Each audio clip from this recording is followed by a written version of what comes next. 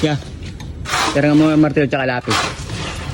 Aba, bagong taon na, wala ka pang nabibiling sariling gamit mo. 3 taon na tayo magkakasama, di ka pa rin nakaka-provide. Wala, mas mangura kasi yung gin eh.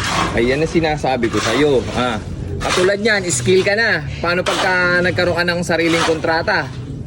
Paano yan? Kahit pa unti-unti bumili ka, isang martilyo, unang sahod. Lapis magkano lang naman lapis? Metro, unti-unti lang kada sahod bumili ka. Para sa'yo yan, kaibigan. Pag nagpagawa sa'yo yung kapitbahay mo, magagawa mo, meron kang sariling gamit. Katulad niya, skill ka, mason ka. Ang gamit mo, kutsara at rodela lang. Paano yung iba? Ihiram mo na lang? Wag kaibigan, bili-bili din, Hindi laging Red Horse o gin ang bibilin. Dahil mo sinasabi. Sabi mo lang kung ayaw magpahiram.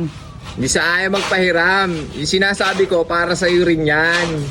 Ikaw naman, ito na, sa'yo na. Libre ko na sa'yo. Sa'yo na yan,